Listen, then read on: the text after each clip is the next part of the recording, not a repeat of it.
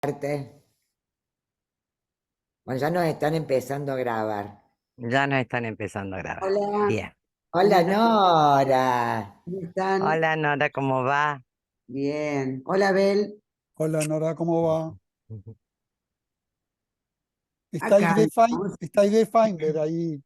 Una alegría tenerlos a todos acá y con la expectativa de tener un encuentro hermoso.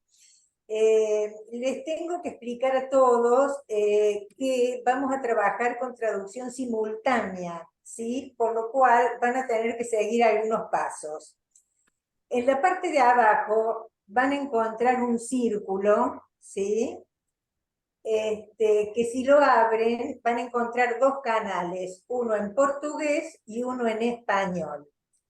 Cada uno tiene que elegir el idioma en el cual quiera escuchar, ¿sí? Otra cosa que les voy a pedir es que apaguen los micrófonos porque cualquier interferencia no permite escuchar bien a quien está tomando la palabra. Y la tercera cosa es que, por favor, escriban en el chat todas las preguntas o comentarios que tengan, o si alguien quiere pedir la palabra, escríbanlo en el chat y nosotros se las vamos a ir dando. Esto nos facilita no saltearnos personas y hacer más ágil la situación, ¿sí? Bueno, Una pregunta. sí.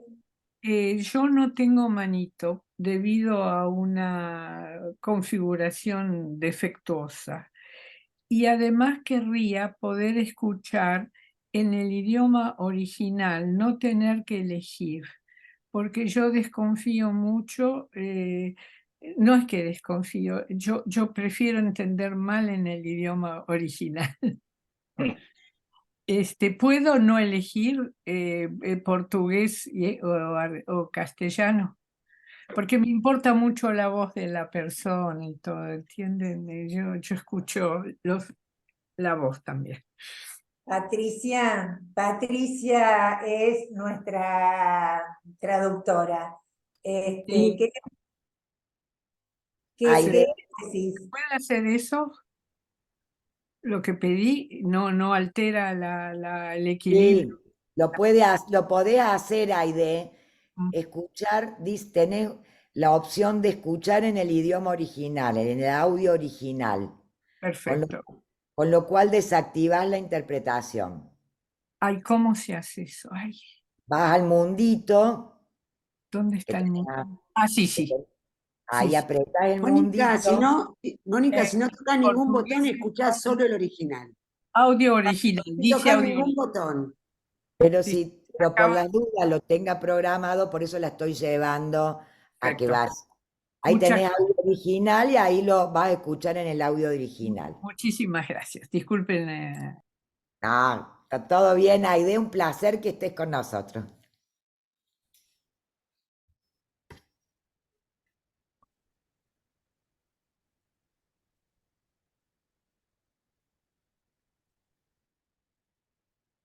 Estás muteada, Marcia. Ah, Sí, me muteó Fabiana, por eso me desmuteé.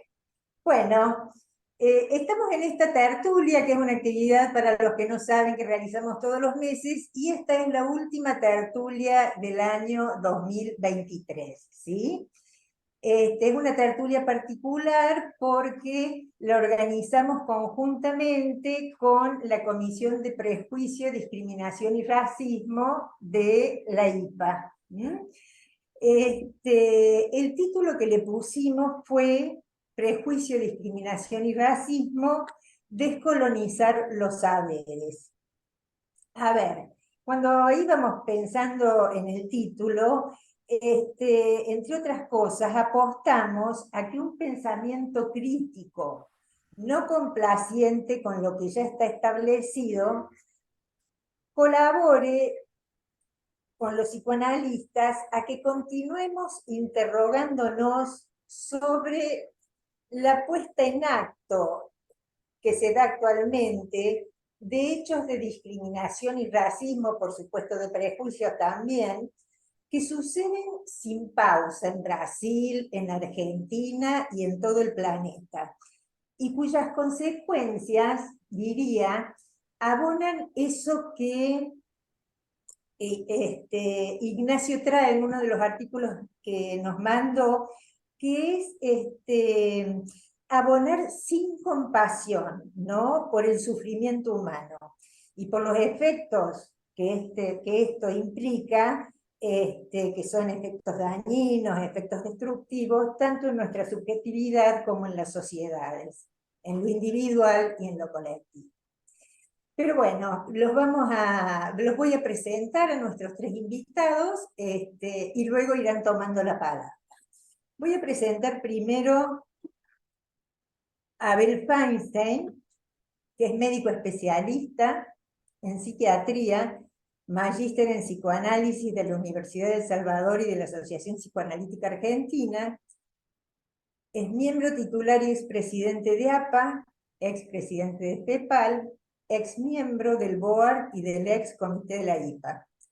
Es chair del Comité de Prejuicio, Discriminación y Racismo de la IPA, asesor del IRED, que es el Diccionario Enciclopédico Interregional de la IPA, y también Premio CONEX, Diploma al Mérito en Psicoanálisis 2016.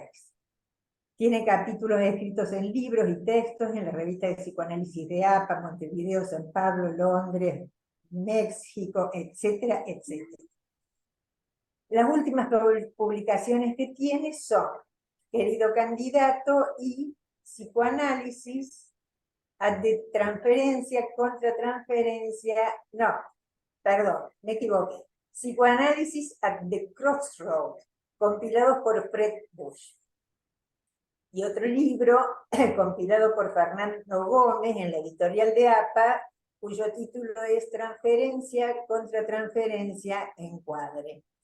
También es codirector de On Training Analysis, Debates, publicados por APA Editorial. Les presento entonces ahora a Ignacio Paín. Es psicoanalista, escritor, miembro titular y miembro didacta de la Sociedad Brasilera Psicoanalítica de Porto Alegre. Autor del libro Racismo por un psicoanálisis implicado y coautor de Racismo y Psicoanálisis, La caída de la gran noche. Creo que lo traduje bien, no lo sé. Bueno, Raya, la presento a ella ahora, Raya Sonana, que es psiquiatra, psicoanalista, miembro de la Sociedad Brasilera de Psicoanálisis de Sao Paulo, editora jefe de la revista Calibán entre el 2017 y 2022, y representante de América Latina del Comité de Prejuicio, Discriminación y Racismo de la IPA. Bueno, hechas estas presentaciones de rigor, le doy la palabra a Abel. Bueno, buenas noches. ¿Se escucha bien? Sí. Bien. Bueno, buenas noches a todos. Es un gusto estar con ustedes en Córdoba, con amigos de distintas partes del mundo. Y primero los agradecimientos a la Asociación Psicoanalítica de Córdoba, queridos amigos de mucho tiempo, muy especialmente a Mónica Santolaya y a Marcela, que se encargaron de armar todo esto. Y también a Ignacio, que es nuestro invitado, que lo va a presentar después Raya, que es un gusto que pueda estar con nosotros. Como les dijo antes Marcela, queremos agradecer especialmente, ahora como chair del Comité de Prejuicio, Discriminación y Racismo de la IPA, el que hayan aceptado que podamos hacer esta actividad conjunta. No sé si todos saben, este comité fue creado después de muchas idas y vueltas, que es toda una historia que vale alguna vez quizás repasar. Se creó este comité en esta gestión de Harriet Wolf y Adriana Prengler. Hubo algunos antecedentes, pero nunca fueron demasiado exitosos, y finalmente este año la IPA resolvió tener este comité. Lo integramos Paula Kleiger, una analista de Nueva York, Rosine Perelberg, que quizá alguno de ustedes conoce, una analista brasilera, pero que está en Londres, Leonie Sullivan, que es una analista de Sydney, Australia, y Raya, que es nuestra representante latinoamericana en el comité. Somos 4 y, bueno, hacemos todo lo que podemos.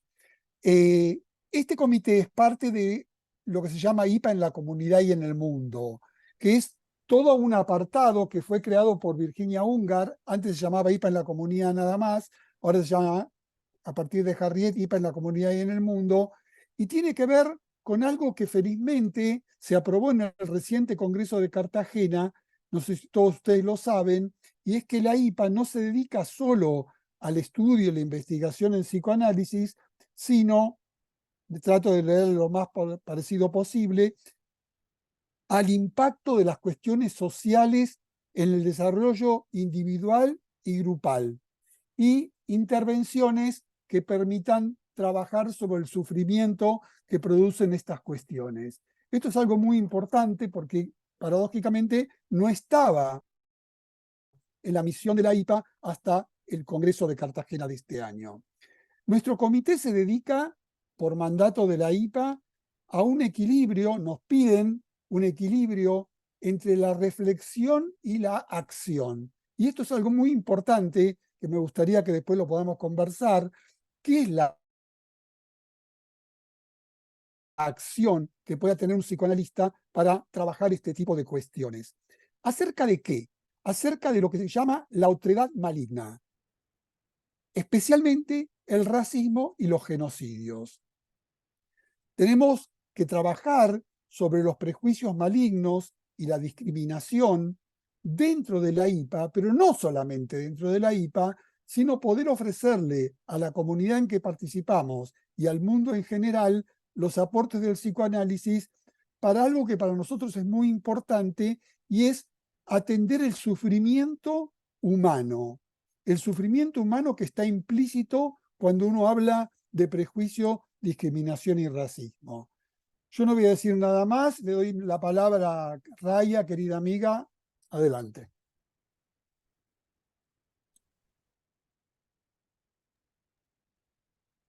Oi, boa noite. Hola, buenas noches. Bueno, también quería agradecer mucho a la oportunidad, la invitación de estar acá, de estar con amigos que fui haciéndolos a lo largo de los años, y somos amigos muy queridos. Entonces agradezco mucho, y yo creo que el tema es muy significativo, muy importante, y no sé, hasta eso es una cuestión que a mí me gustaría que ustedes puedan hablar, lo cuánto esto es, lo que significa esto en Argentina, ese racismo en relación a los negros, ¿cómo es eso en la Argentina? Entonces, yo pensé, cuando fui invitada para la tertulia, yo pensé que sería importante que nosotros pudiéramos oír a alguien que tenga alguna experiencia. Claro, todos nosotros ya tuvimos experiencias de ser otros, de sufrir algún tipo de discriminación, algún tipo de prejuicio. Pero yo creo que el racismo es una situación extrema, muy diferente, muy compleja, y yo creo que se puede notar que entre todos nosotros que estamos acá, que existe solamente Ignacio, que es una persona negra, que en el caso no es tan extraño, pero en Brasil, donde la población, y la mayoría de la población es negra, Ignacio es también, como él mismo dice, un negro único en la Sociedad de Psicanálisis Brasileira de Porto Alegre, hasta poco tiempo atrás. Entonces yo creo que esta experiencia de vivir en un país en que existe una mayoría de personas negras, y que esas personas negras ocupan siempre ocupan los alrededores, ¿no?, de la ciudad, las afueras, es importante que puedas oír y entender cómo es vivir de esa manera, y y que es posible que todos hagamos para que es posible que todos hagamos algo para que algo pueda cambiar.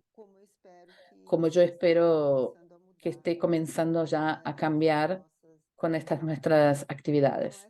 Entonces, esa fue mi idea de invitar a Ignacio y él fue muy gentil, aceptó rápidamente, entonces paso la palabra para él.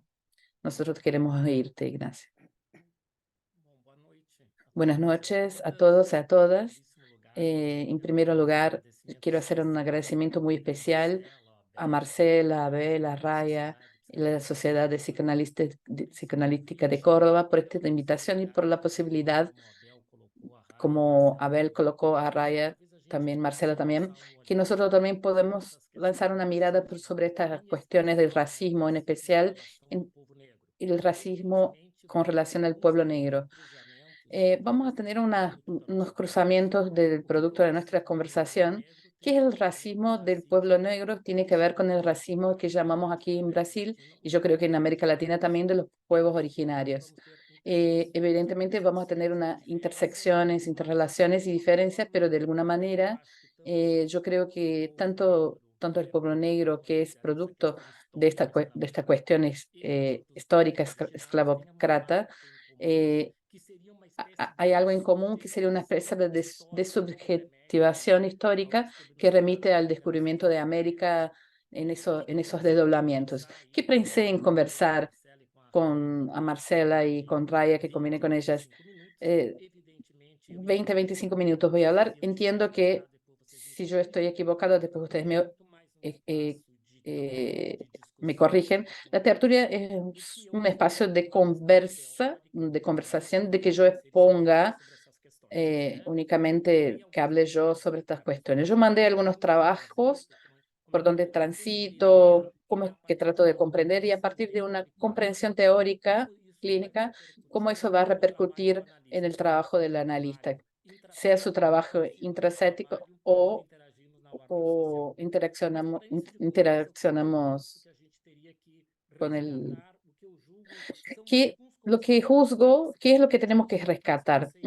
Tengo unos conceptos de la sociología y que nos ayudan a dar una mirada en un escenario importante para que, quién sabe, en un segundo tiempo podremos hacer algunas funciones, ya que si me pongo a pensar en la cuestión del racismo, yo trato de hacer un diálogo horizontal, a veces horizontal con un pensamiento freudiano. Evidentemente, si nosotros conversamos sobre matemática, que está atravesada por las cuestiones del racismo, si nosotros conversamos sobre unas cuestiones de psicoanálisis más colonizadas, si hablamos sobre una psicoanálisis latinoamericano, tal vez podemos conversar de una forma profunda y significativa sobre el racismo y ser colonizados desde siempre, y cuáles son las consecuencias inclusive en nuestras teorizaciones, la forma que comprendemos el sufrimiento psíquico de sus más variadas facetas.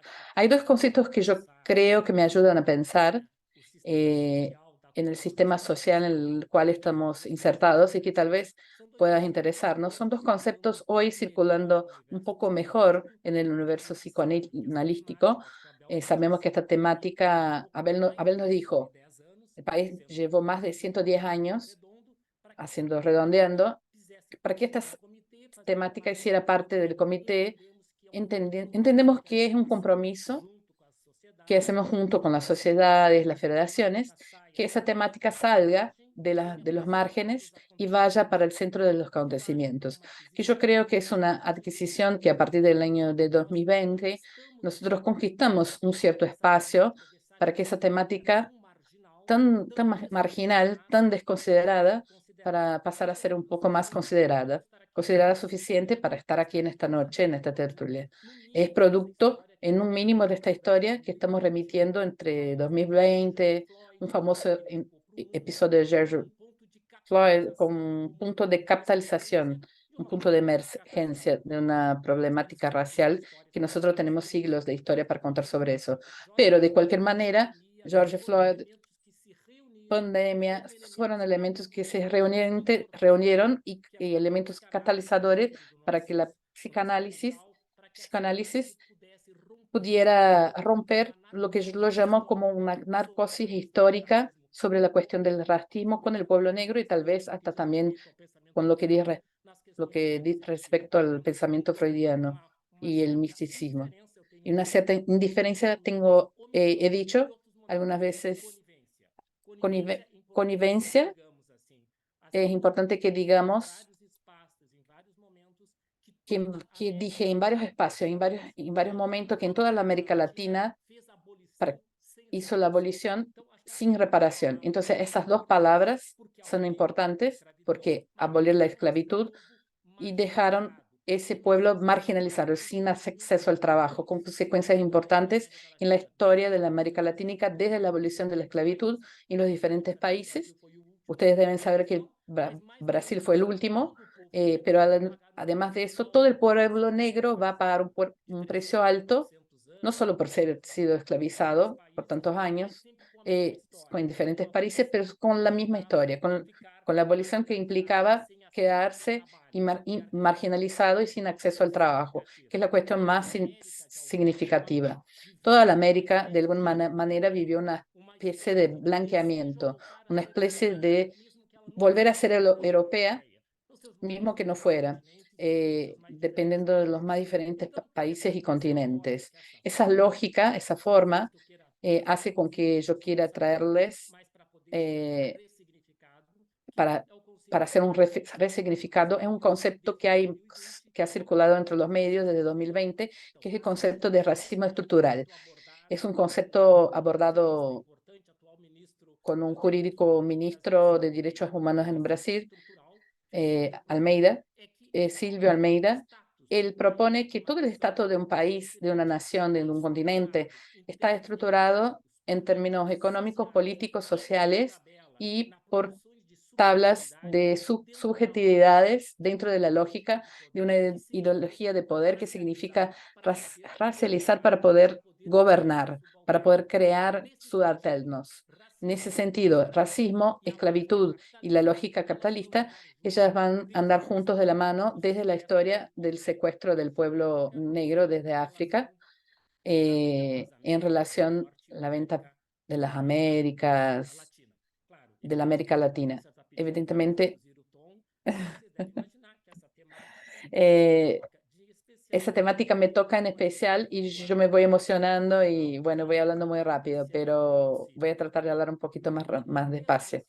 La idea del racismo estructural constituyendo la orden social es importante el concepto porque en medidas muchas veces vamos a hacer una comparación con los apartados de América del Norte y nós diríamos que de na África América del Latina, Sur. de uma forma En la ampla, ou América no Brasil, nós não vamos ter um Latina apartheid desse molde. Nós vamos ter o que a gente poderia chamar no vamos a tener un apartheid de ese modo. Podemos hablar de un apartheid simbólico. ¿Qué es? Es la no pertinencia y no acceso al medio de producción, a los medios de diferenciación. Los grandes medios de controlar el pueblo negro como subalternos, la lógica de que fuera establecida en Brasil y creo que en los demás países de América Latina también. ¿Cuál fue el mecanismo creado? Después de la abolición se crea un problema en todos los países. El pueblo negro y el pueblo indígena o originario eran todavía considerados no ciudadanos o humanos de segunda clase. O no eran ni humanos ni ciudadanos. Esa era a medida que se vaya instalando la República Democrática, lo que ocurre, ese ciudadano que atenta que no era ciudadano pasa a ser ciudadano. Entonces hay un problema instituido. ¿Cómo vamos a lidiar con una población que cuando Brasil se hace la abolición de la esclavitud, hoy hay un 56% dentro de negros y pardos, dentro de la distribución que hay? Antes era 70 en el periodo de la abolición. Ese 70% de la población pasa a querer tener derechos semejantes. Hoy llamamos de blanquitud a eso, que tiene poder político, económico, que dicta las reglas, como Freud dice, derecho, violencia y poder, son tres elementos que siempre van a andar juntos. El derecho es ejercido siempre sobre una base de violencia. Violencia de establecer quién puede, quién no puede y dónde van a ocupar los lugares. Y nuestra población negra fue establecida que nosotros no íbamos a ocupar los lugares de poder, los lugares de relevancia. Cuando Raya, Abel dejó entre líneas que el racismo cultural que impide el racismo, es importante cuando se habla de racismo, se habla de un concepto de Malélia González, una psicoanalista socióloga brasileña, habla de interseccionalidad, de raza, género y clase, con respecto a las religiones. Esos 4 elementos se intercruzan y hace que la población negra esté en la base de la pirámide, que sea de la clase o nosotros somos los más pobres y nuestro fenotipo racializado con el pueblo blanco nos destituye la posibilidad. Sabemos que este escenario va a cambiar en Brasil de forma un poco más contundente a partir del año 2000, pero más de forma significativa en 2010, cuando nosotros pasamos a tener acciones partes de los lugares en las universidades. Al quilombolas, pueblo negro, hay un porcentaje para las oportunidades. Yo sé que en español quilombo significa bagunza, de organización. Ese uso de las palabras de la blanquitud. En Brasil, quilombo significa organización. El primer quilombo existió en la Serra da Bahía en torno de alrededor de 1600. Ayer conmemoramos la conciencia negra en Brasil, que fue secuestrado de África, que vino a Brasil y fue una lucha entre resistencia y oposición que duró casi alrededor, no sé, 100 años. Y según los historiadores, ese primer grande quilombo fue la primera grande organización democrática de la América Latina donde tenía todo el sistema de reglas de trueque de productos. Entonces, quilombo significa organización, significa resistencia, capacidad de sobrevivencia del pueblo negro que tiene a ver con la ancestralidad. Entonces, todo ese contexto, todo ese escenario, en ese escenario brasileño cambia radicalmente con nosotros negros. Pasamos a tener más conocimiento, porque una de las primeras medidas que fueron tomadas en Brasil en el reinado, después de la República, cuando se estaba pasando un poco antes del primer reinado, cuando la abolición parecía inevitable, se creó una ley, la cual la ley ha prohibido a negros, mismo que liberados, a tener acceso a la escuela, 1857, 50 antes de la abolición de la esclavitud. Yo voy a abolir el acceso a la escuela. Luego enseguida era prohibido a los negros que tuvieran dinero derecho de comprar tierra. Saben que dinero y tierra eran 2 elementos de toda una organización política económica en el mundo afuera, ya sea en el siglo XIX o XX. Esos escenarios cambian, mudan de forma consistente y significativa. Sabemos que el racismo hace un poco lo que Raya dice. Nosotros negros tenemos los peores empleos, los peores salarios, los peores accesos a los medios de salud, los peores accesos al sistema de educación, etcétera. Y eso para tener algún ejemplo de lo que llamamos de racismo estructural. Dudo que sea muy diferente en Argentina o en otros países de la América Latina. Podemos tener diferentes del mundo de la población negra, que Raya decía, pero sabemos históricamente que buena parte de la población negra fue muerta principalmente en la guerra del Paraguay, porque los negros fueron usados fueron los primeros a ser muertos, porque eso servía como soldado para la guerra y servía para la idea de un genocidio que comienza justamente a medida que la población negra tiene que ser eliminada en pro de que el hombre en blanco europeo, no por los colonizadores, pudieran ocupar los lugares que ustedes ya conocen históricamente. Entonces, este escenario se va estableciendo de forma significativa, mismo los estados democráticos, democracia y república en la América Latina, nunca fue igual a cuestiones antirracistas. Fueron hechos acuerdos políticos y intereses políticos, pero en ningún momento las repúblicas democráticas de la América Latina tuvieron interés, de hecho, con acciones antirracistas. Lo que fue hecho fueron acuerdos de Inglaterra, el primer mundo, no estaban interesados en nuestra humanidad, estaban interesados en el engranaje, en el capitalismo, que se va a llamar capitalismo, liberalismo, una serie de elementos significativos. Nosotros sabemos a lo que llamamos psicanálisis colonial, que todos nosotros somos herederos con nuestras diferencias. Para mí, cuando yo veo Freud que habla de racismo y voy a tratar de comprender ese racismo que estructura la cultura, nos estructura como sujetos, es parte del presupuesto que el racismo del presupuesto. Como psicoanalista, yo tengo una predilección por freudiana, psicología freudiana. Durante 35 años de psicoanálisis, yo puedo decir que tengo 30 años dedicado al pensamiento psicológico freudiano. Freud, el pensamiento que tengo. El inicio, ninguno de los pensadores de la psicoanálisis de nuestros pioneros de la psicoanálisis no se ocuparon de la temática del racismo.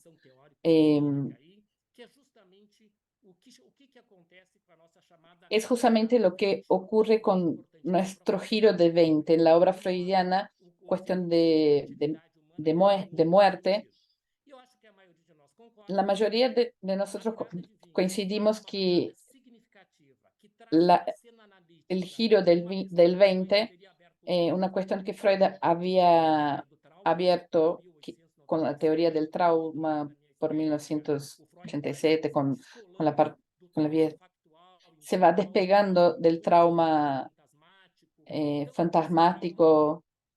Ese trauma, en realidad, ese trauma contundente sale del primer plano y solo vuelve al pensamiento freudiano si agarramos un texto de las neurosis traumáticas vuelven, producto de la época de guerra, 19 y 20, y tiene a ver con las inconfidencias. El trabajo de 20 vuelve a trabajar la teoría del trauma y situaciones traumáticas vuelven a escena. ¿Qué ocurre de importante? ¿Qué ocurre del lado cuando hablando del egocentrismo, cuando los sociólogos, historiadores hablan de una psicoanálisis eurocéntrica, que no había una mirada para el resto del mundo, a no ser que en el continente europeo? Una de las cuestiones importantes, ¿por qué que Freud va a partir de la Primera Gran Guerra, una guerra importante y significativa? ¿Qué significa la Primera Gran Guerra? Que es una especie de herida narcisista dentro de la fantasía que el europeo tenía de ser lo máximo de la civilización.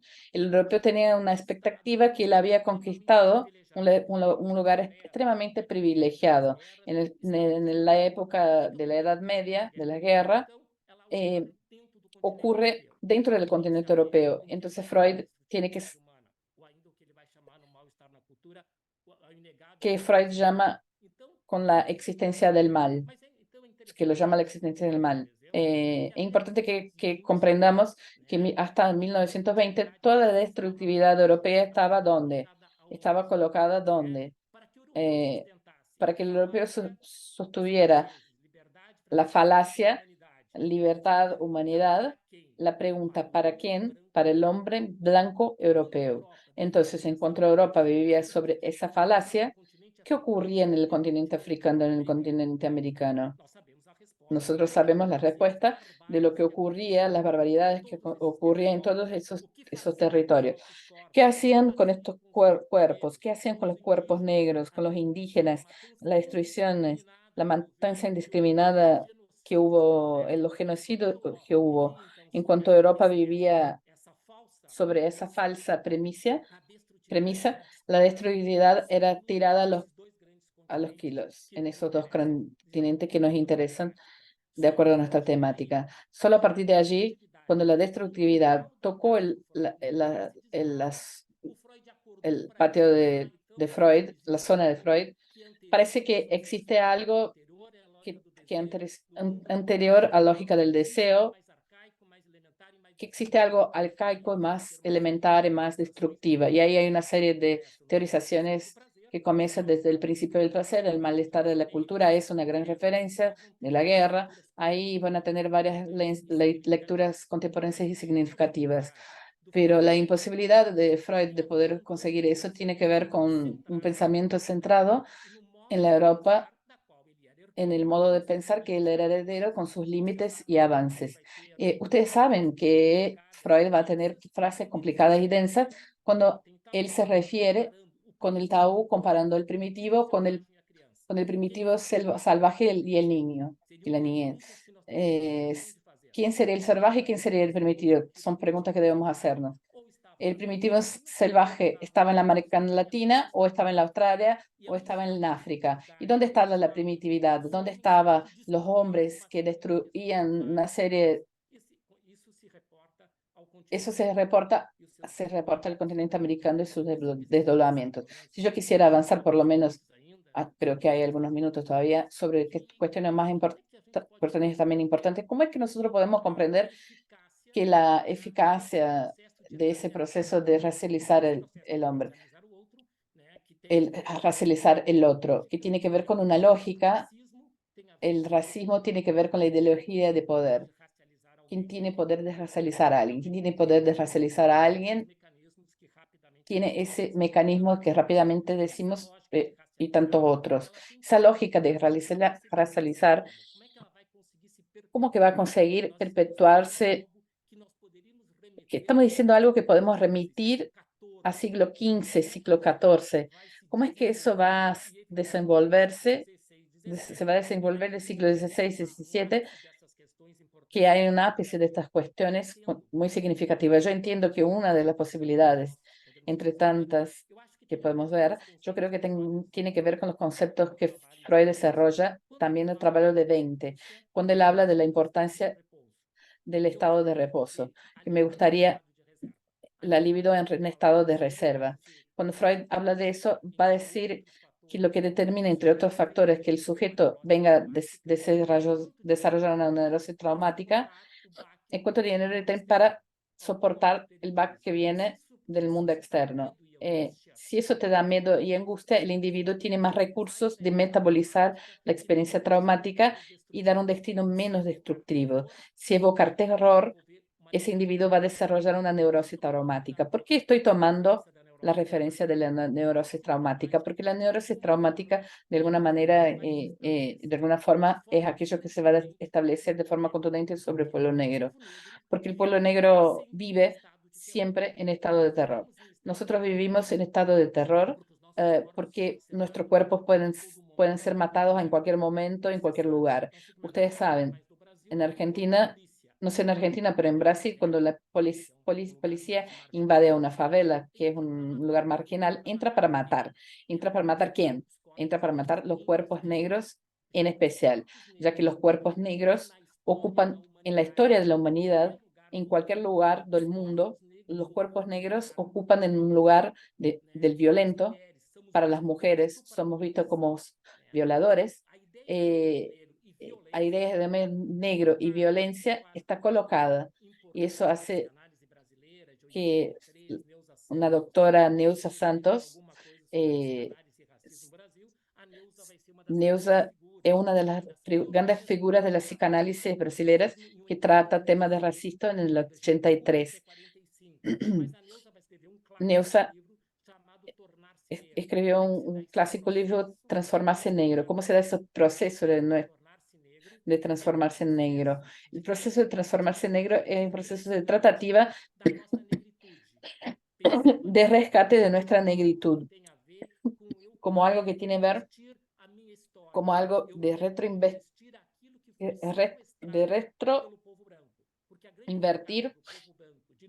en la historia por el pueblo blanco. Es un secuestro de nuestras reservas. ¿Cómo hago un secuestro de nuestras reservas?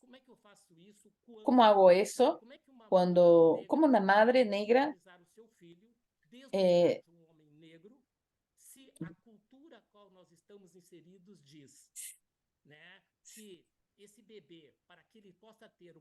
para que el bebé de la mujer negra pueda tener un mejor lugar, acceder a bienes de consumo y correr un menor riesgo de ser muerto, tiene que seguir los ideales del pueblo blanco. Los ideales forjales, Neusa dice en el 83 que el yo ideal que habita el alma del hombre negro, del pueblo negro, es un ideal blanco, es un ideal de una idea que si yo soy más blanco voy a tener acceso a cosas que son mejores. Esa lógica va a culminar con lo que en Fanon va a decir piel negra, máscara blancas. Piel negra, máscara blancas es la tratativa de que hoy está en desconstrucción. Estoy hablando de un proceso histórico para ustedes y cómo desconstruimos este lugar, cómo rescatamos nuestras reservas que fueron secuestradas en esa lógica de descaracterizar todo aquello que remite al ser negro. El trabajo fue un movimiento de la negritud que comienza en la Francia en los años 40, en los años 50. Es un trabajo de rescatar a nuestra historia, que más allá de ser descendientes de esclavos, nosotros somos descendientes de un pueblo libre que tiene una historia, que tiene una filosofía, que tiene presupuestos teóricos, tiene un pensamiento de que ser negro es no ser intelectual, que está en el imaginario de cualquier cultura, de cualquier pueblo. Si es negro, el trabajo es fuerte. Los negros no deben estar en algunos lugares. Tanto que si hablas de un intelectual negro, yo tengo que decir que es negro. Si yo digo que es negro, van a creer que es un hombre o una mujer blanca, porque ese es un pensamiento hegemónico. Yo creo que otra discusión que podríamos tener... Accediendo a tu pedido, hay 5 minutos. Para encerrar entonces, tal vez nosotros podemos discutir una otra cuestión, que es una palabra que circula en nuestro medio, nuestros conceptos, que es el concepto de universalidad. El concepto de universalidad es creado por quién? El concepto de universalidad es creado por todo aquel que tiene poder de decir que es universal. Toda la vez que estamos en la esfera de la universal, hay una palabra en alemán, aquel que una visión única de mundo. Toda la vez que hablamos de universalidad es extremadamente peligroso porque hace con que otra pensadora, la Gishidis, que es un periodo de la historia única. Y ustedes saben que uno de los primeros a cuestionar, que es algo muy delicado y sensible, él dijo que cuestiona la universalidad del el complejo de Edipo, que va a crear el primer malestar en la cultura psicanalística. La mayoría de los psicanalistas prefieren no pensar en eso, si es universal, ¿por qué? Y si podría sucumbir a otros filósofos que han hablado de lo pluriversal y no lo universal. No hay más tiempo, la idea era un poco traer algunos elementos sobre esa cuestión y principalmente hacer una invitación para que ustedes puedan se acercar un poco más a eso. Yo siempre digo, hablar sobre el racismo es algo muy delicado porque estoy hablando que algo toca a todos nosotros. Nadie escapa de los núcleos racistas que nos habitan. Y eso es que transforma esta temática tan interesante. Gracias a todos. Bueno, gracias Ignacio, y vamos a invitar por supuesto a Abel y Raya si quieren hacer algún comentario, o a todos los que están participando en esta jornada a que puedan preguntar, comentar, intercambiar con Ignacio o entre nosotros. Abel. Bueno, en principio agradecerle nuevamente a Ignacio y maravilloso poder escucharte. Había leído cosas tuyas, pero escuchándote, digamos, tiene uno escucha otra cosa, ¿no? A mí me gustaría destacar 2 o 3 cuestiones de entre todas las que dijiste, que creo que tienen que ver con nuestro trabajo, porque, bueno, ese es el objetivo de este comité, rescatar lo que puede ser el aporte específico del psicoanálisis en este tipo de cuestiones. Y ahí me parece que hay algo que tenemos que rescatar y que vos lo dijiste bien recién, que es que nosotros hacemos una apuesta a lo singular. O sea, que el concepto de universalizar el concepto de racismo está en contra de lo que nosotros deberíamos poder hacer como psicoanalistas. En estos días estamos todos como muy influidos por el tema del racismo y el antisemitismo, pero cuando uno te escucha, digamos, hablar, uno se da cuenta que son problemáticas que si bien tienen algo en común, digamos, tienen características muy diferentes. Raya lo dijo en alguna reunión anterior que organizamos, el tema de quién detenta el poder y el poder de alterizar, me parece que es una diferencia muy importante en relación a lo que pasa con el racismo, en el antisemitismo y en la cuestión de los negros. A mí me parece que es importante también destacar el tema que vos dijiste de las geografías. O sea, no es lo mismo el tema de los negros en Brasil, en Norteamérica o en Argentina. Nosotros tenemos un problema muy importante con las personas de piel marrón, porque, como tú dijiste, la población negra aquí fue, algunos dicen muerta, otros dicen, digamos, que no fue exactamente así, pero lo cierto es que prácticamente es ínfima la población negra, pero tenemos un 40 o 50% de personas de piel marrón, y creo que tenemos que ser conscientes de que sufren esa discriminación, pero es diferente. Entonces, creo que esta apuesta tuya que decías a lo singular y también en lo geográfico, me parece que es importante. Y por último, a mí de lo que yo te escuchaba a vos, y creo que todos los que no te conocíamos personalmente, a la IPA le preocupó especialmente el tema de que nosotros negamos, los psicoanalistas como parte del mundo, negamos este tipo de cuestiones. Mucha gente en muchas sociedades dice, pero nosotros no tenemos ese problema. Acá no tenemos problema con los negros, acá no tenemos problema con los judíos. No, como si no hubiera ese problema. No dicen yo no tengo ese problema. Acá no hay este problema. Entonces, a mí me parece que uno de los objetivos de tenerte a vos aquí es que podamos visibilizar a través de tu testimonio, no solamente a través de tus ideas, sino de la forma en que vos lo contás, ayudar a visibilizar este tipo de cuestiones que si no habitualmente son negadas. Te agradezco.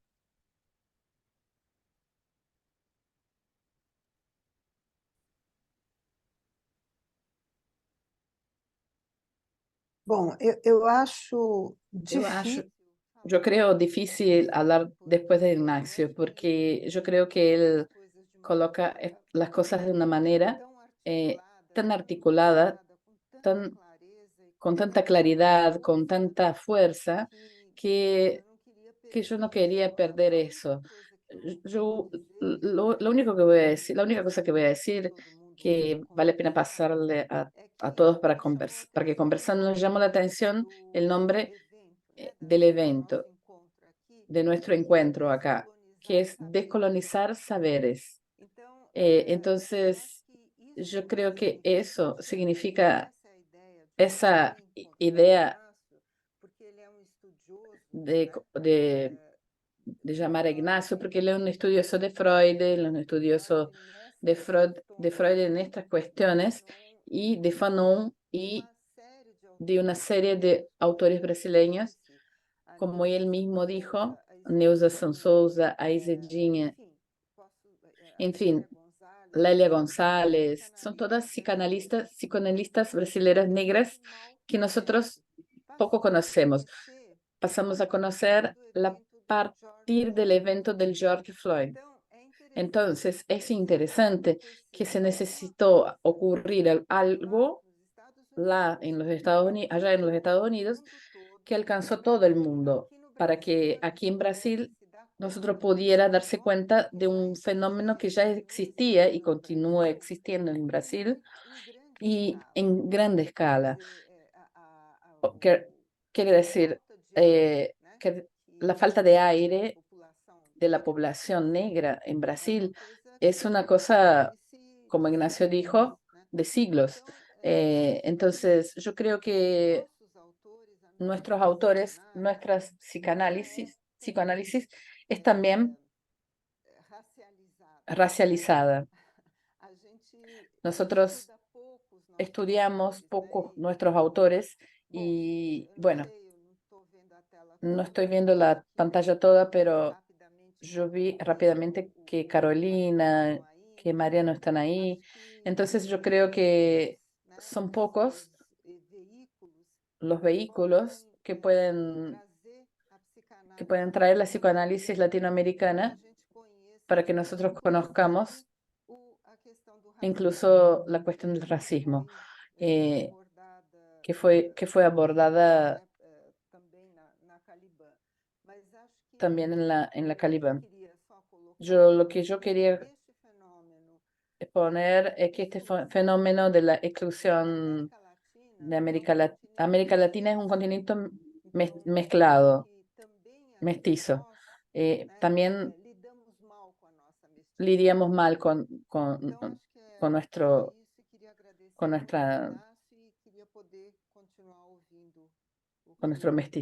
mestizaje. Bueno, muchas gracias.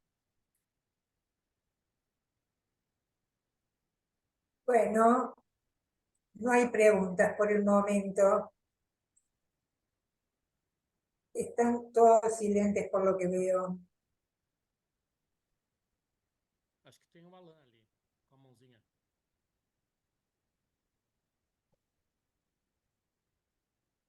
Bem, primeiro eu agradeço a fala do Inácio, que é sempre brilhante.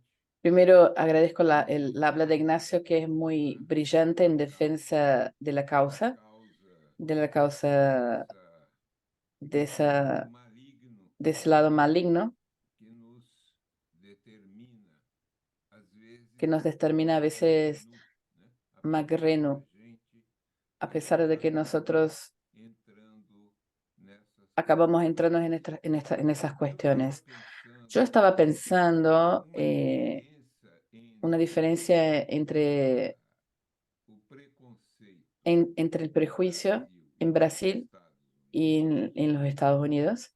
Es que en los Estados Unidos había una ley del apartheid, que era prohibido entrar en restaurante, al baño, de blanco, negro, no entra, en el colectivo, ómnibus, colectivos para colectivos, negro tiene que quedarse en los 3 últimos bancos del ómnibus, si no, no pueden andar.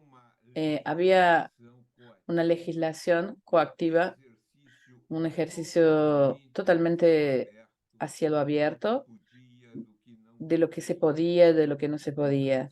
En Brasil, la cosa se puso mucho más sumergida, a pesar de lo que dijiste en los años 35 con relación a la educación. Aquello se perdió un poco.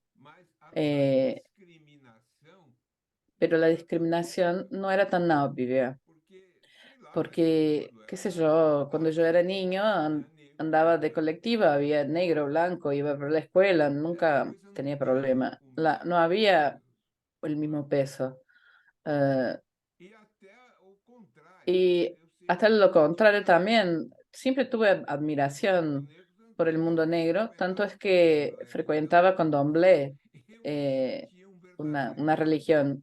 Yo me sentía un verdadero pagano. Yo soy hijo de una madre inglesa, anglicana, British stock, y por otro lado, un padre que era judío y cuya familia fue decimado.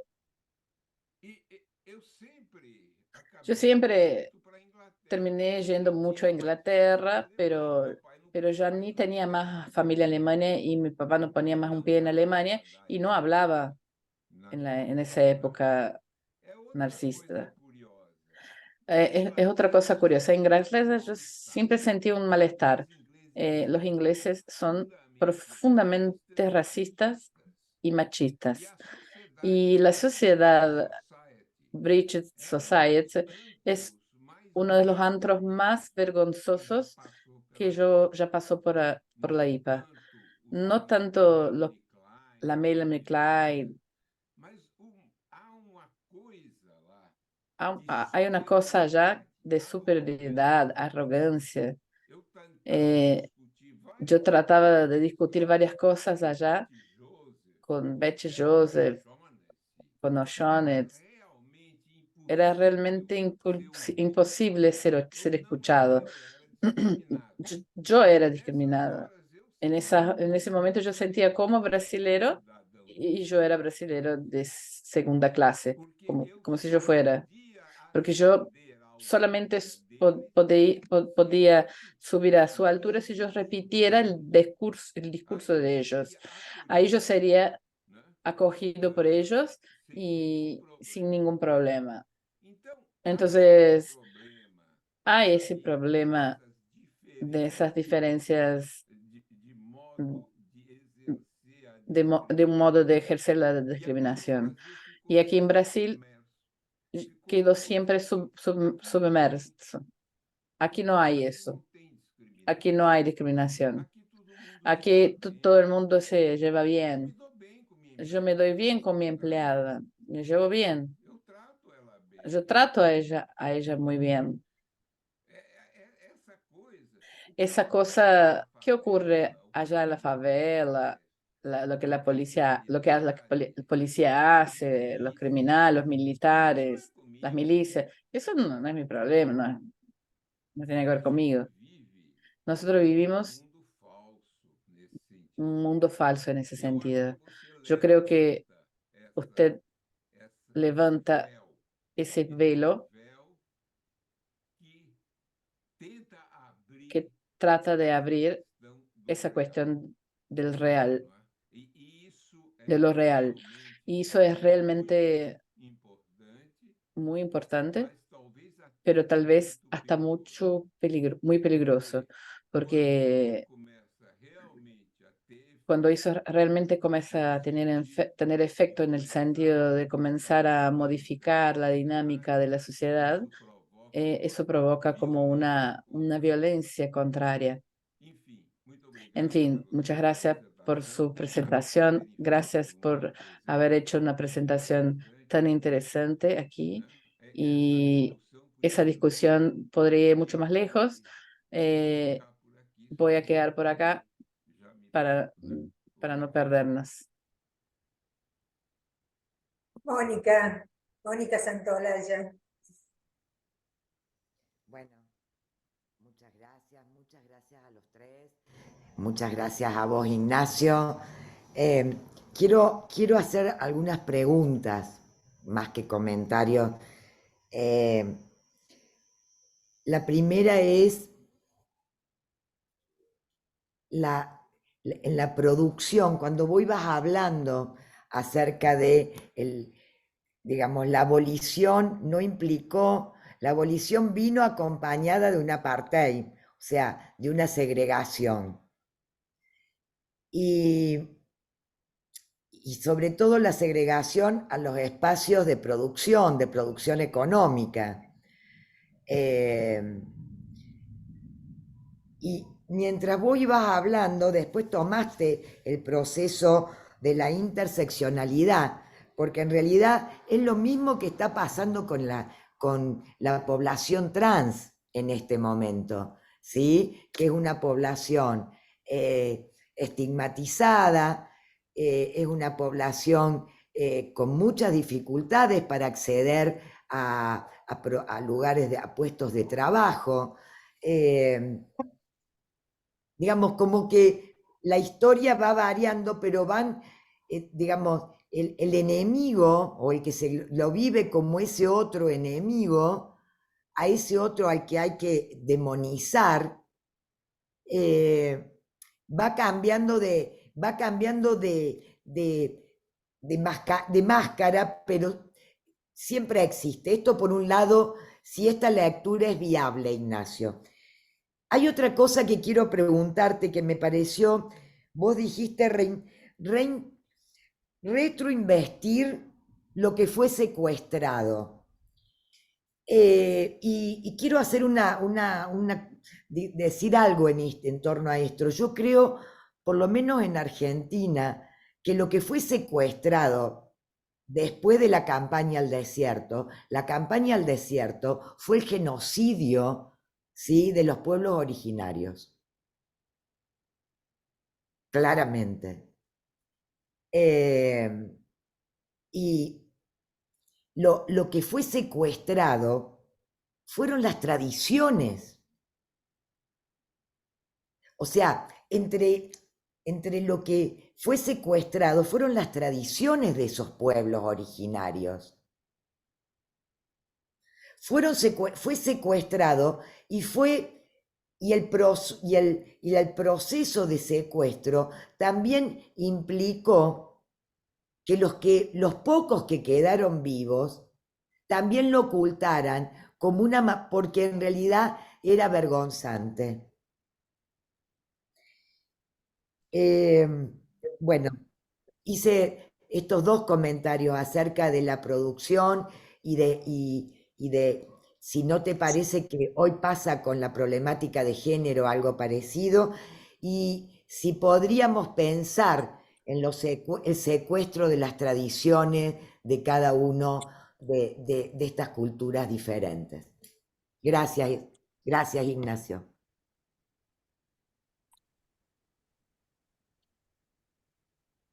Posso fazer alguns comentários, Marcela? ¿Puedo hacer algunos comentarios, Marcela? Sí, sí, claro.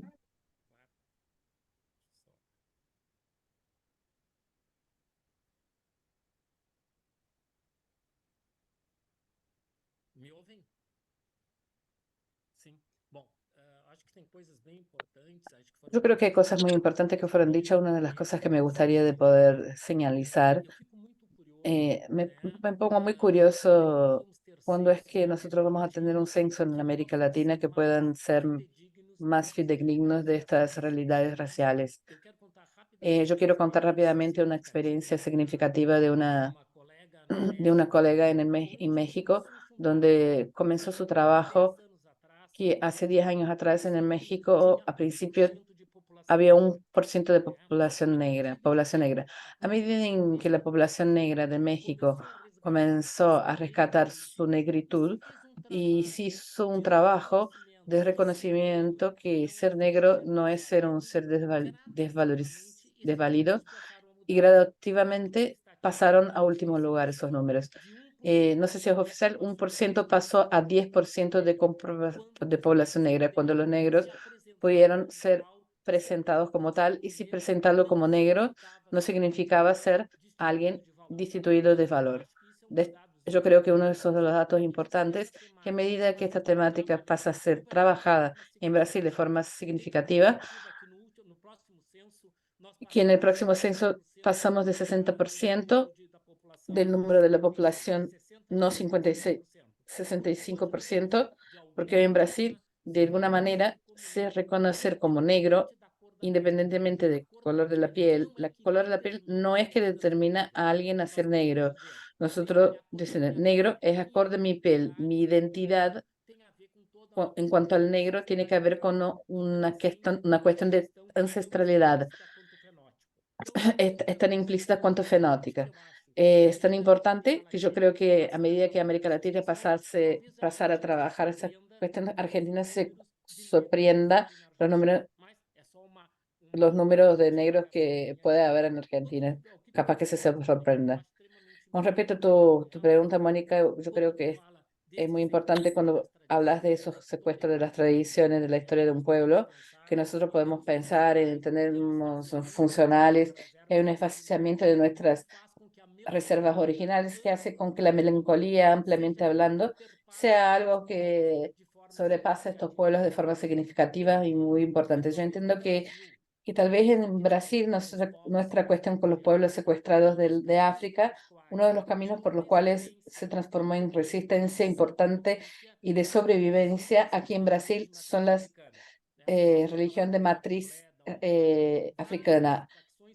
Alan hablaba de candomblé y otros nombres. Fue la forma que este pueblo encontró de mantener viva la tradición desde África que había sido negada. Muchas veces en un agrondo con la religión católica, que muchos de nuestros santos son ahora que remiten a figuras a África, pero como forma de negociación. Esa fue la forma de sobrevivencia de nuestra cultura. Claro que nosotros perdimos nuestras lenguas originarias, que fuimos prohibidos de hablar.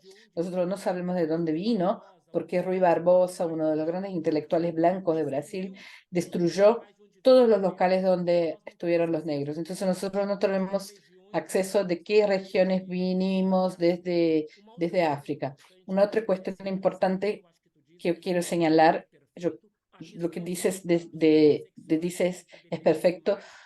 El tema del LGBT, los transexuales, entra en nuestra misma lógica, en ese mismo proceso de jerarquización, de tratar de subjetivar sujetos. La cultura va ampliando esa base, colocando buena parte de nosotros en ese lugar. Hay un concepto que yo creo que es muy importante, que tal vez nosotros deberemos trabajar en ese concepto de forma contundente, que es un concepto de un pensador negro que Ashimi Bailey, uno de los que más me gusta de sus libros es la crítica de la razón negra. La crítica de la razón negra va a discutir el por qué. Él tiene un concepto en las páginas iniciales del libro que habla de deber negro del mundo. ¿Qué llama de deber negro del mundo? Él dice, toda la humanidad que no ocupe esos lugares de poder clásicos va a vivir en la propia piel lo que los negros vivieron desde la esclavitud, independientemente de su color de piel. Entonces, todos nosotros, clase media, en esa lógica que hay predominada la extrema derecha, y Washili Baby llama de deber negro de la humanidad, algo que todos nosotros vamos a vivir independientemente de su color de piel. Claro que él usa eso porque es la cosificación de subjetivación independientemente de esas cuestiones que fueron status quo organizados. Entonces la comunidad LGBT también está en ese mismo nivel, en ese mismo lugar de desvalorización que tiene que ver con trabajo de exploración de esos lugares. Eso es una otra cuestión que yo creo que es importante. No sé si alguien hizo una pregunta que leí rápidamente. Sí, Alguien hizo una pregunta en el chat que sí. tenía a ver con lo que podría ser hecho. La pregunta es de Pablo Dragotto, la que tengo yo, no sé si te referís a esa. ¿Qué acciones consideras que solo han sido eficaces para la visibilización de los prejuicios raciales al interior de la comunidad psicoanalítica y para revertir el racismo, más allá de lo políticamente correcto que generalmente declama, pero no modifica la realidad? Contesta esa, después hay otra persona que está pidiendo la palabra, Julio Hudson. Vamos ouvir mais alguma pergunta daí? Depois eu falo, Marcela. ¿Cómo? Vamos a escuchar una pregunta más y después habla. Es la única ¿Alguien quiere preguntar algo más? Yo creo que esta cuestión que Pablo trae es importante. ¿Qué elementos ocurrieron y significativos? Yo diría que de alguna manera el Brasil ocupó un lugar importante dentro del universo psicoanalítico para ese proceso de denuncia de una forma un poco más explícita. Entonces, ¿por qué eso se tornó viable? Porque de alguna manera, Raya dijo George Floyd, etc. Acá tenemos que hacer una mención importante, y no era el caso que la primera mujer negra a ser presidenta de la Federación Latinoamericana de Psicoanálisis es una mujer negra brasilera, que es una figura muy importante. La Vania tiene otro trabajo de cuestiones raciales desde el tiempo que ella era estudiante de psicología. Ella estudió muchos años, uno de los hechos importantes que ayudó para que esa burbuja fuera rota porque pudiéramos romper una narcosis, que el último libro que llamado La salida de la grande noche, cuando hablo con Fanon y convoca a África, a la cual fue convocada por el pueblo, pero cuando hago ese juego de palabras, la psicoanálisis está saliendo de una grande noche que implica las cuestiones raciales ampliamente hablando y significativa, que tiene que ver con esa posibilidad de escuchar esas cuestiones. Evidentemente, cuando algunos negros con algún lugar de poder, si no tuviera algún lugar de poder en la Federación de Brasil de Psicoanálisis, que ustedes ahora conocen, que reúne la sociedad, la filial de la IPA, si yo no tuviera en ese poder político y teórico, yo tenía un cierto, como un pensador de psicoanálisis brasileña, cuando paso a problematizar esa cuestión. Yo diría que eso fue un elemento facilitador junto con el largo trabajo que Vania viene haciendo, Lourdes Teodoro en Brasil, Josiana en Ribeirão Preto, en la parte inicial del proyecto. Fue un movimiento importante porque que dentro de nuestras sociedades, la prueba pudieron escuchar, y hoy Brasil hay por lo menos 4 sociedades que llamamos de relación afirmativas. Estamos abriendo las puertas para que la población negra se forme, estamos haciendo un trabajo de transformación de escenario. La FEPAL también va a ser un movimiento, va a implicar que otras sociedades en América Latina también hagan ese movimiento. Eso va a implicar que IPA cree un comité que la Bella Raya representa. Tiene que ver con esas... Con eso. Hemos cobrado más allá de lo que comprendamos del proceso. Tenemos que cobrar que esa temática comience a ser parte de los institutos de psicoanálisis. En cuanto a los institutos de psicoanálisis, no pudieron repensar sus programas, porque son programas que no contemplan la cuestión racial, entre varias otras cuestiones. Lo que estoy diciendo que el foco de la cuestión. Los institutos de psicoanálisis no trabajaron en esta cuestión racial, ya sea de los pueblos originarios o el pueblo negro en sus diferencias y singularidades. Lo que Abel dice de ese pueblo, que debe ser un pueblo con una mezcla indígena con blanco, de pelo marrón, porque esa población no tiene acceso y cómo las instituciones están trabajando con esa cuestión. Aquí en Brasil estamos discutiendo mucho si analistas blancos tienen condiciones de estar analizando a los negros. Hemos discutido mucho esto, son discusiones muy importantes y significativas. Una de las cuestiones que yo he ponderado, no se trata de tener condiciones o no, pero la pregunta es si un analista que no hace relación en su relación con el racismo, ¿cómo es que va a poder ver los puntos ciegos, como cuando Freud hablaba de la transferencia de los años 10? Si eso no es trabajado en mi historia, en mis análisis, ¿cómo que voy a recibir a alguien que analice? Recuerden que la psiquiatría, la psicoanálisis, la psicoanálisis, la psiquiatría, hasta fines de años 90 y 2000, siempre trató el racismo como una psicopatología del pueblo negro. Tenía que ver con nuestra autoestima, había que ver con nuestros núcleos paranoicos no reconocidos de nuestras cualidades. Jamás pudieron pensar que pagábamos el precio de algo hecho por el hombre blanco. Con la psicopatología trató esa cuestión de los racismos, trató como algo exclusivo el problema del pueblo negro. Y no, si existe una psicopatología, es del pueblo blanco, que se necesita subalterno para sustentar una falacia de un poder que nadie tiene, menos el pueblo blanco. Nosotros hablamos que casi una especie de alucinación negativa, porque ponen sobre nuestros cuerpos algunas cosas que no nos pertenecen. Entonces ellos negativizan nuestros cuerpos y crean otra imagen sobre nuestros cuerpos. Y esas narrativas, que hasta entonces eran hechas por hombres y mujeres blancas, pasan a ser narrativa que nosotros, mujeres negras, estamos asumiendo esa narrativa, estamos trayendo, tanto que hoy estamos rápidamente imposible hablar de racismo sin hablar de blanquitud, porque la blanquitud es es el gland simurálico narcisista que sostiene su bienestar narcísico a cuesta del bienestar del pueblo negro y de los pueblos originarios.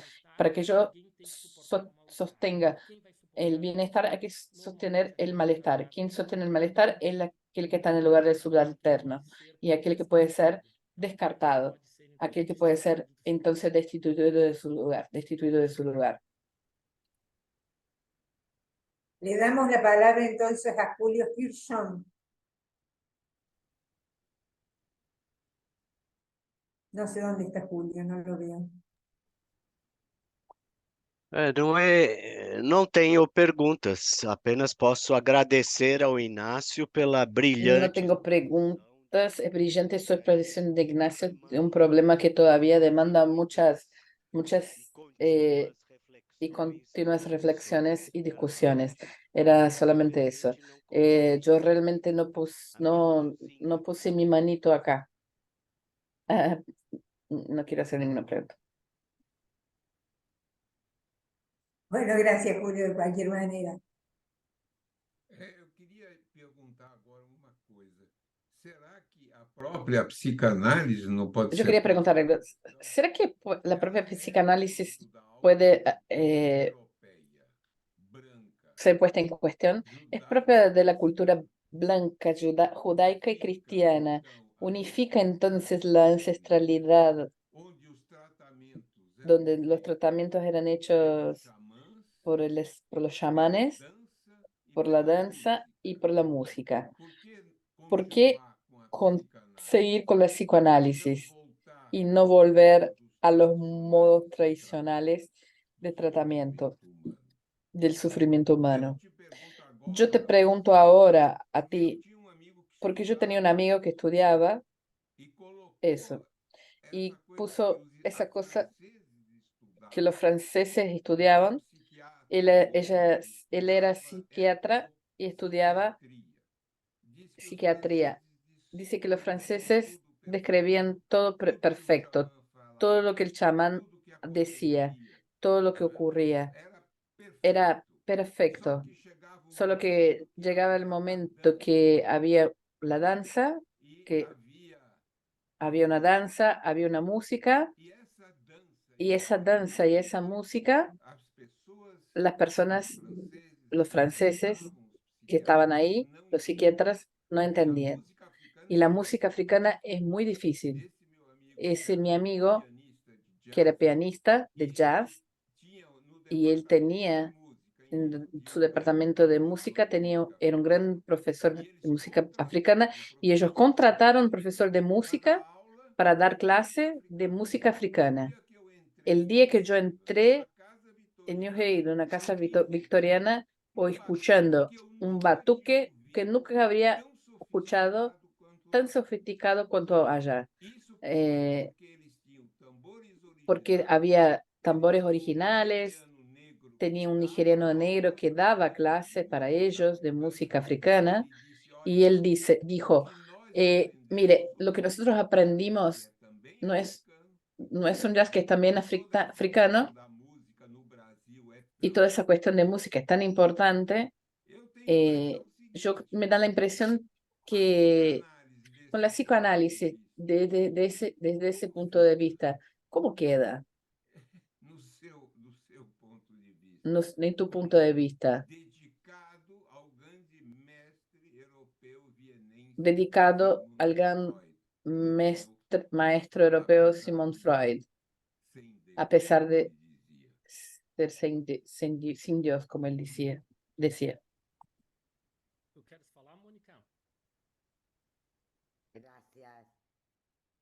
Hago otra pregunta porque temo no poder hacerle que se termine la tertulia.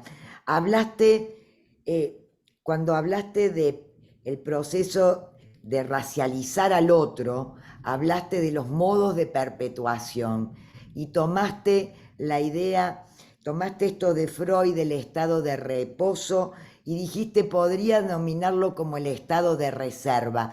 ¿Podrías ampliar un poquito eso? Porque no terminé Yo no lo terminé no me terminé de dar cuenta de qué estabas hablando en ese momento.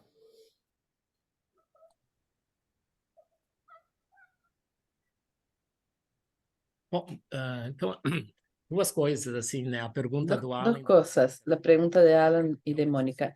Dale una discusión para una próxima tertulia que podemos volver y conversar sobre eso. Yo qué podría decir de antemano así, yo creo que la psicanálisis tiene mucho a ganar a medida que toda esa cultura no reconocida por la academia de nuestros institutos poder adentrar en nuestros institutos, no solo lo que es de matriz africana, sino todo lo que es de matriz de los pueblos originarios. Tiene de mitología, de historia extremadamente importantes. Inclusive hay discusiones de mitos que son mucho más oportunos para hablar de bisexualidad que eso. No dice que los mitos de los africanos nos dan la posibilidad de pensar. Una de las cuestiones de la psicoanálisis que puede ganar con el pueblo negro es, además de la palabra escrita, quién sabe, los psicoanalistas es ejercitar más la oralidad. Nosotros los psicoanalistas tenemos una gran dificultad de usar la palabra hablada en nuestros eventos sentidos. Nosotros adoramos leer un texto, escondernos atrás de un texto que nosotros mismos producimos. Yo produzco el texto, yo hago el texto y yo leo el texto. No converso con mis colegas sobre lo que escribí. El pueblo negro es pueblo de la oralidad. Nosotros sobrevivimos a nuestras tradiciones, no por la palabra escrita. No tenemos acceso a la palabra escrita. Nosotros perpetuamos generación en generación nuestra historia. El griot contaban las historias de los pueblos y esas historias se perpetuaban.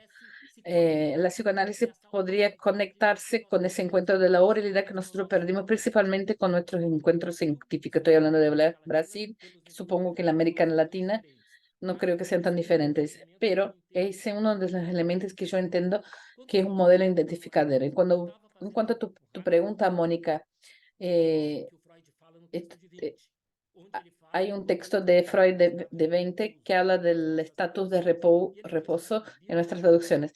El libro de estado de reposo es la que está disponible para cuando haya una adversidad venida del mundo externo, el sujeto tenga menor o mayor recurso en lugar de la adversidad de lo traumático. Con más grande la reserva original, más recursos para el recurso traumático. Vía de regla, una historia de pobreza libidinal que hacen con nosotros, tenemos menor cantidad de libido.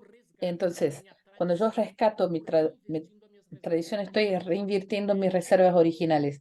Cuando un pueblo aborigen puede rescatar su historia, su lengua, su tradición, está potencializando sus reservas originales. Por eso que yo he dicho, negritud y branquitud no son términos equivalentes.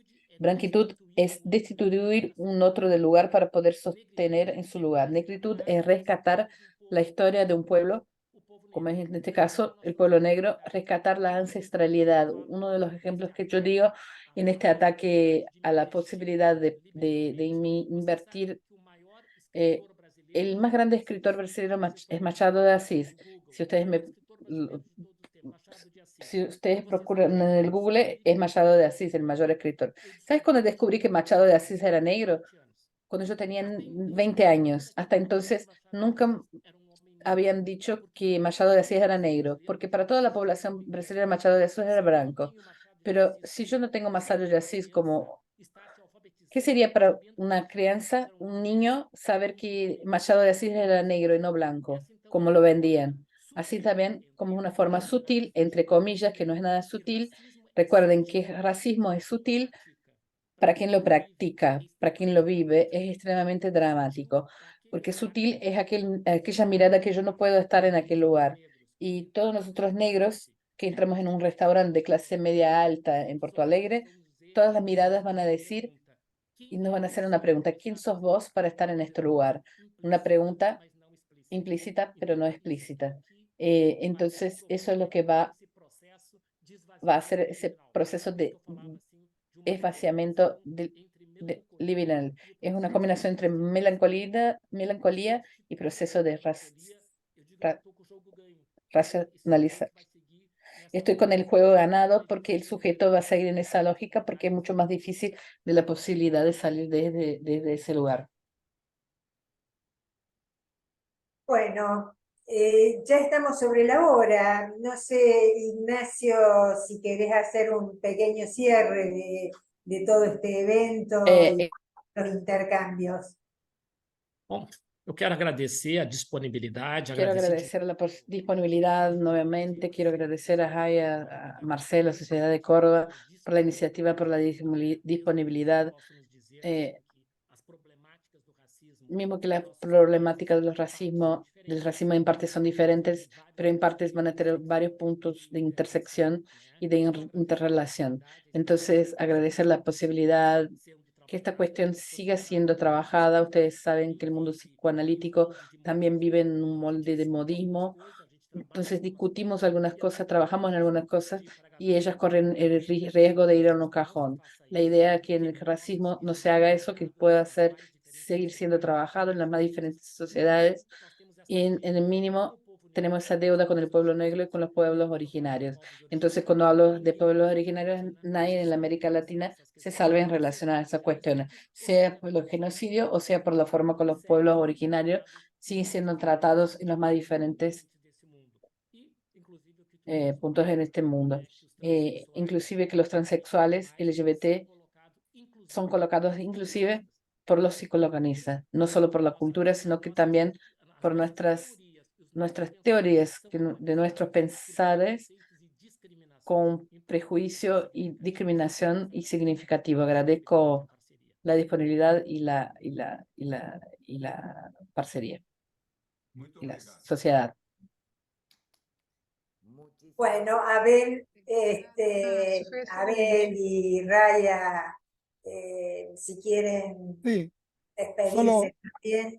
solo un minuto para contestarle a Pablo Dragoto, que preguntaba respecto de acciones eficaces, ¿no? Porque es uno de nuestros objetivos generar acciones eficaces para poder trabajar estas cuestiones.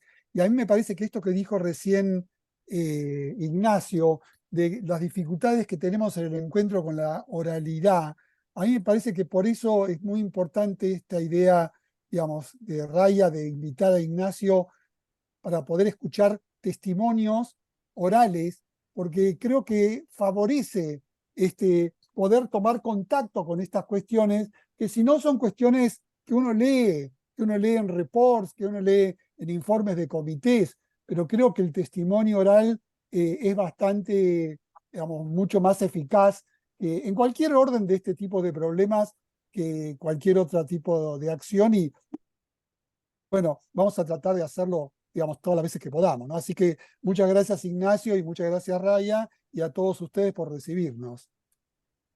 Bom, eu queria agradecer o Inácio, eu acho que... Yo quería agradecer a Ignacio, yo creo que la acción principal es el estudio, es estudiar, es conocer la cuestión, es poder tener acceso a la cuestión. Yo creo que tenía en mente cuando yo invité a Ignacio, bueno, yo creo que para mí fue bárbaro. Gracias a todos, a Sociedad de Córdoba, por la invitación, por la oportunidad. Bueno, les agradecemos desde la asociación, a ustedes tres, Ignacio. Muy agradecidos.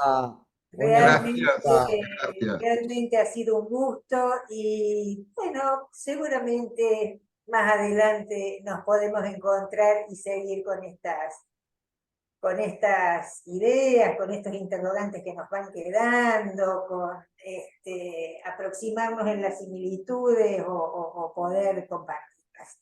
Bueno, un gusto y muchísimas gracias. Muchas gracias. Gracias. Gracias. Excelente. Obrigada. Excelente. Gracias.